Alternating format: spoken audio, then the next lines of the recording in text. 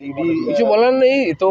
এই মন্ত্রীর কোনো স্ট্যাটাসই নেই। 21 লক্ষ 30 লক্ষ কোনো টাকা হলো, যেখানে 51 কোটি টাকা এসছে, তো সেখানে তো আমার মনে হয় এখনো সেই স্ট্যাটাসে টিএমসি পৌঁছতে পারেনি। 41 লক্ষ তো এমনি নিয়ে ঘুরে বেড়ায় লোকে, রাস্তাঘাটে পাওয়া যাচ্ছে। কোটি কোটি না হলে কি টিএমসির নেতার একটা স্ট্যাটাস নেই? হ্যাঁ, আমাদের কোনো নেতার বাড়ি থেকে যদি টাকা পায় তো বলতাম যে ঠিক আছে ভাই, বিজেপি তো গরিব লোক, 41 ঠিক আছে। 41 কোটি হলে চন্দ্রনাথ সিনহার একটা সম্মান থাকতো, স্ট্যাটাস থাকতো।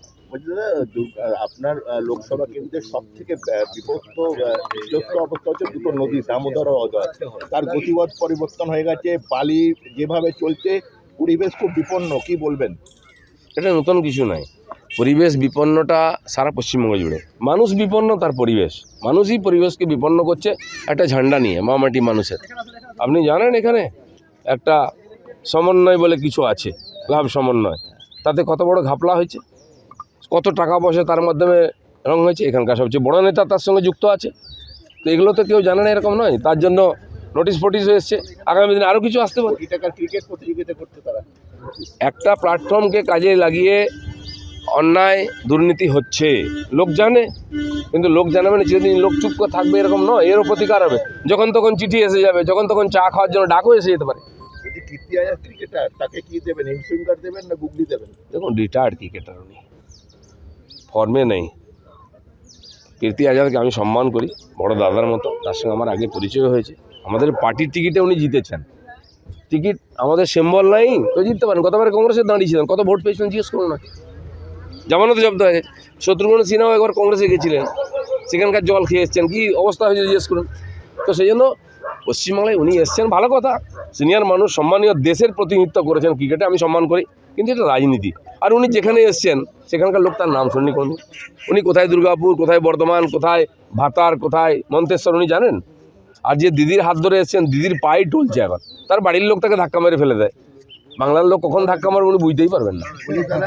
বাংলার বিধানসভা নির্বাচনে ছিল যে বাংলা নিজের মেয়েকে চায়, এখন তো দেখা হচ্ছে যে বাংলা নিজেদের কাউকে চাইছে না, বাইরের বহিরাগতদের চাইছে। বাংলা নিজের ভাইপোকে চায়, বিহার ইউপি থেকে। দিদি গিয়ে গোয়াতে বলেন আমি গোয়ার মেয়ে, ত্রিপুরায় আমি ত্রিপুরার মেয়ে। মানে বাপ তো ঠিক করুন, যাত্রার মেয়ে হওয়া ঠিক নয়।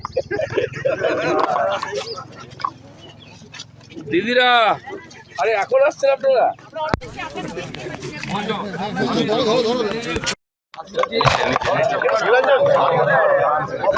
কম্পিটিশনে আমাকে ঢুকে দিল।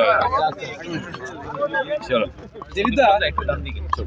নিচে করো, নিচে করো, দেখা যাচ্ছে, দেখা যাচ্ছে। আমার ছবিটা বাদ দিয়ে সব আসছে। হ্যাঁ, আপনার হোটেল থেকে আজকে শুরু করলেন, আর দুর্গাপুরে কি স্থায়ী আস্থানা কোনো ব্যবস্থা হচ্ছে? দুর্গাপুরে স্থায়ী নেই, বর্ধমানে স্থায়ী হবে। স্থায়ী কোথাও থাকে না, বর্ধমানে থাকবো, গ্রামে গিয়েও থাকবো, এখানে গ্রামীণ বিধানসভাতে।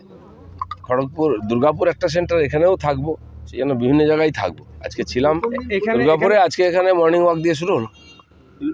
এখানে কি আপনি পর বিজেপি কর্মীরা যেমন উজ্জীবিত, অনেকের মাথায় অক্সিজেন যাওয়া কম হয়েছে এবং তারা সব চিন্তায় আছে। অনেক পুলিশ অফিসাররা ভাবছে হয়তো অন্য জায়গায় শিফট হয়ে যাবে। কি ভাবছেন? দেখুন, পুলিশ অফিসাররা যেমন কাজ করবে তেমন তার সঙ্গে ব্যবহার হবে। দিলীপ ঘোষ কোনোদিন পুলিশ নিয়ে কাজ করেনি, পুলিশের সঙ্গে যোগাযোগ রাখে না, কোনো পুলিশ অফিসার কথাও বলে না। আপনি দেখাতে পারবেন না কোথাও। আমি বিনা কারণে সমালোচনাও করি না। ওরা ওদের ডিউটি করছে। আমরা সামনে পড়ে গেলে, গাড়ির নিচে পড়লে কি হয় লোকের, তাই হবে। তৃণমূল প্রার্থী বলছে পঞ্চায়েত নির্বাচনের যে স্মৃতি এখনো টাটকা, মানে অনেক পুলিশ দাঁড়িয়ে থেকে বুথ লুট করিয়েছে আপনার লোকসভা বিভিন্ন এলাকা। জানি সারা পশ্চিমবাংলায় করেছে, আর সে রেকর্ড আছে আমাদের কাছে, কে কি করেছে। যদি সুধরে না যায় তাহলে আমরা সুধরে দেওয়ার চেষ্টা করব। বাড়িতে বসে টিভিতে ইলেকশন দেখতে হবে, সেটা যাতে না হয় পুলিশ অফিসাররা তাদের ডিউটি পালন করুন। আর এটাও মনে রাখেন যেন কোনো সরকার কোনোদিন স্থায়ী হয় না। লালু প্রসাদকে দেখেছি আমরা দাপট, মুলায়ম সিংকে দেখেছি, তো পশ্চিমবাংলায় তা হবে না। খুঁটির জোরে যে ভেড়া লড়ে, সে ভেড়া বেশি দিন লড়তে পারে না। দেখেছি বিষ্ণুপুরে সৌমিত্র তৃণমূল যে ফর্মুলা অ্যাপ্লাই করেছে, শ্রীরামপুরে একই ফর্মুলা অ্যাপ্লাই হলো, প্রাক্তন স্ত্রীকে দাঁড় করালো বিষ্ণুপুরে। এখানে দেখুন ভাই, এ কার স্ত্রী কার স্বামী রাজনীতিতে কিছু যায় না। আমি চাই এখানে জনগণ কোথায় আছে, আমরা জনগণের সঙ্গে আছি। জনগণ কি চাইছে, জনগণের সম্মান আছে গণতন্ত্রে, সেটা কোথায় আছে? কার ভাই ভাইপো ও ডাস্টবিন থেকে কাউকে তুলে নিয়ে আসছে, কাউকে অন্য জায়গা থেকে তুলে নিচ্ছে। এখানকার মানুষের কোনো বক্তব্য থাকবে না, তাদের কোনো চয়েস থাকবে না। যাকে ইচ্ছা আপনি চাপিয়ে দেবেন আপনার সমর্থন আছে বলে। কতদিন চলা উচিত? আমরা বিশ্বাস করি না।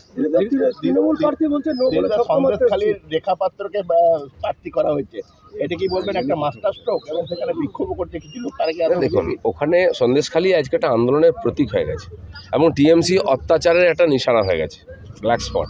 তো সেখানে যারা আন্দোলনের মুখ ছিলেন, সময় তো আন্দোলনকারীকে সাপোর্ট করে, মমতা ব্যানার্জি আন্দোলন করেছেন, লোকে সাপোর্ট করেছে। তো সে যেন যে আন্দোলন করে উঠে এসছে, সাধারণ মানুষের আওয়াজ দিয়ে উঠে এসছে, আর ওখানকার অত্যাচারিত মহিলাদের তিনি হচ্ছেন মুখ, তাকে আমরা প্রতীক হিসেবে রেখেছি। কারণ কি, ভদ্রলোকেরা, সজ্জনরা, বুদ্ধিজীবীরা তো সন্দেশখালী যায়নি, থেকেছে ওই সাধারণ অন্তর্জাতীয় মানুষ, এসসি এসটি ভূমি সম্প্রদায়ের লোকের লড়াই করেছে, তাদের প্রতিনিধি হিসাবে আমরা ওখানকার রেখা পাত্রকে তুলে নিয়ে এসেছি। আমি আশা করব কমপক্ষে বসিরহাটের মানুষ প্রতিবাদ হিসাবে তাকে জিতিয়ে পাঠাবে। আপনি পরশুদিন বলেছিলেন যে যেখানে দল দুর্বল হয় সংগঠন, সেখানে আপনাকে পাঠানো হয়।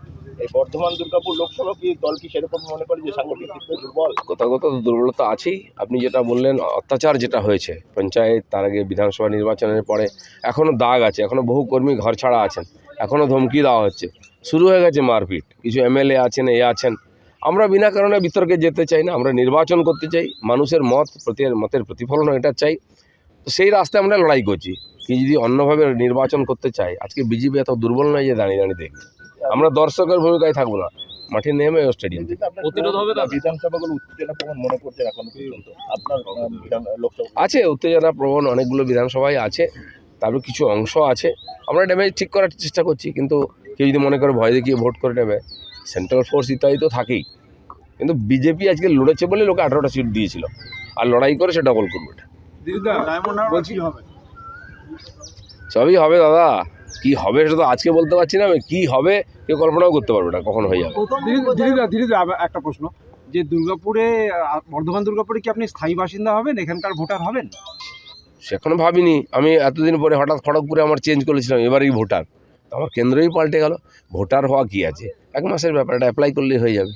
আগে তো এখানকার মানুষ আমাকে স্বীকার করুন নিজের বলে, তবে তো আমি নিজে হিসাবে থাকবো। আশাবাদী যে আশা ফাশা নেই ভাই, আমি জিততেই যাই যেখানে যাই, আর রেকর্ড সেটাই বলে। স্বীকার করুন কথাটা আসছে কি করে?